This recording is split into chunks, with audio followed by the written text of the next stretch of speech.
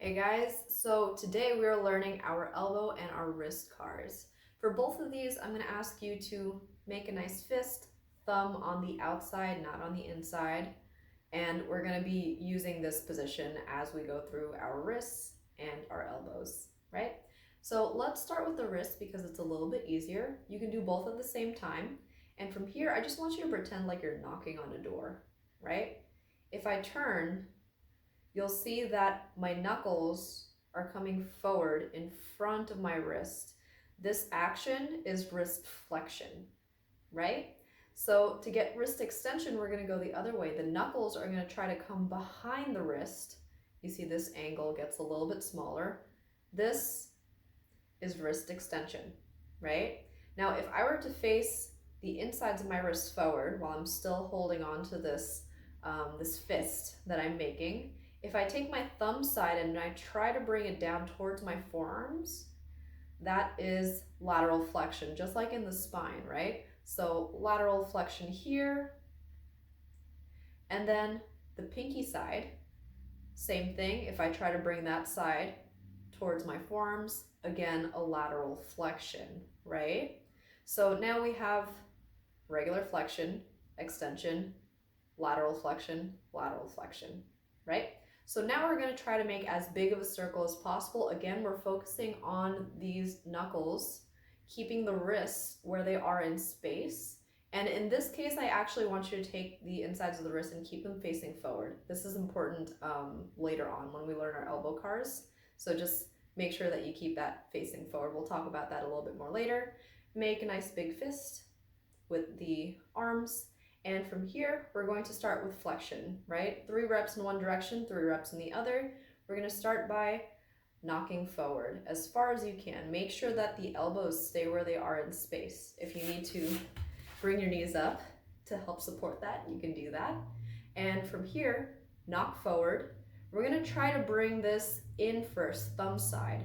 So keep that flexion, try to roll it in towards the thumb to find that lateral flexion. At this point, you're going to kind of want to do this with the arms. Don't do that.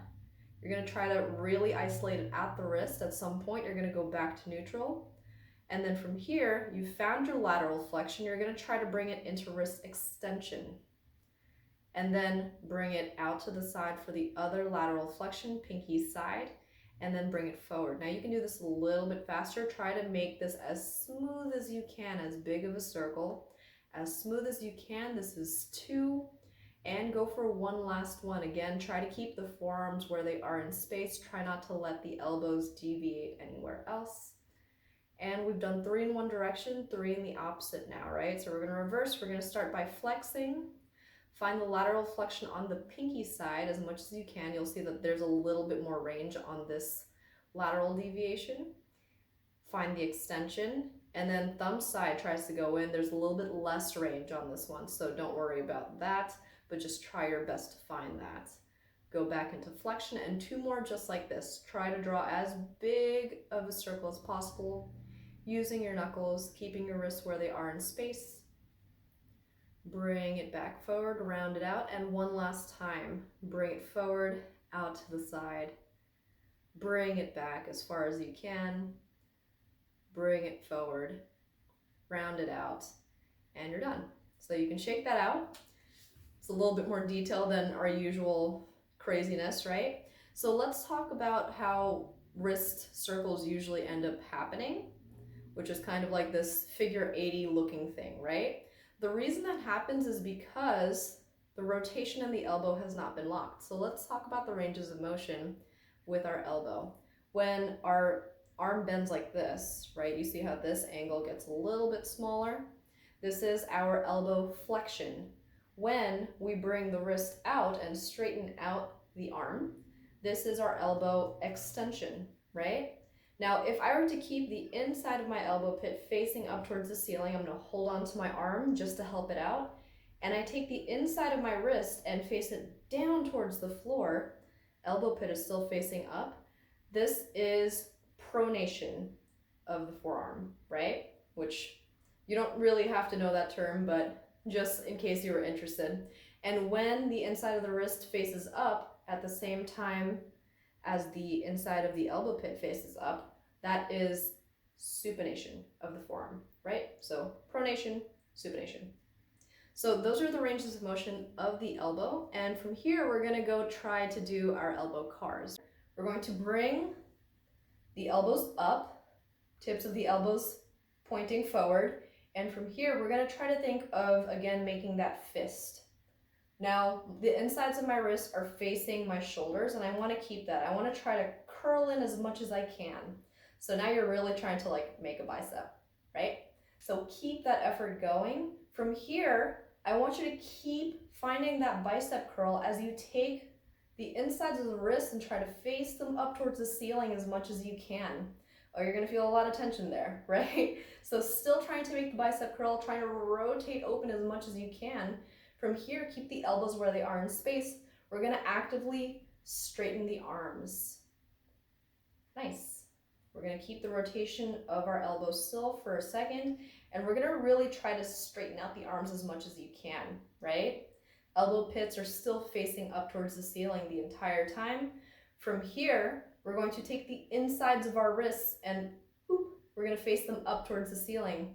From here, we're very close to our original position, so we're gonna go back into that bicep curl. Squeeze as much as you can. And we did one, right? So now we're gonna, again, take the insides of the wrists, turn them up, push it out to straight. Once they're straight, take the insides of the wrists, face them up. Good. And again, find that bicep curl. Squeeze. Turn it up. Nice. Straighten out those arms. Again, face the insides of the wrists up. And then find that bicep curl. And now we're gonna go the opposite way, right? So now we're gonna straighten out first. We're gonna try to turn the insides of the wrists down towards the floor without moving the insides of our elbows. The elbow pits still face up. If you do this, that's your shoulder rotating, right? So you wanna make sure it's just the inside of the wrist. From here, again, bend.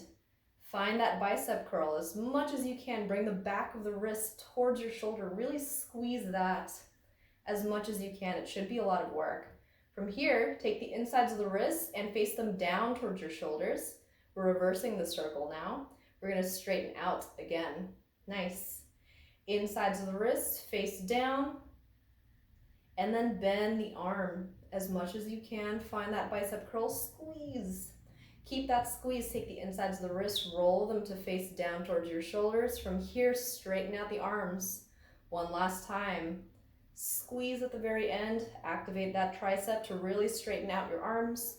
And then again, take the insides of the wrists, face them down without losing the elbow pit, right? From here, bend again, find that bicep curl.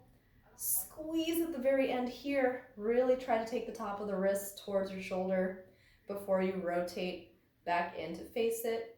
And then from here, you can shake out your arms a little bit. You might have gotten quite warm here, which is exactly what we want.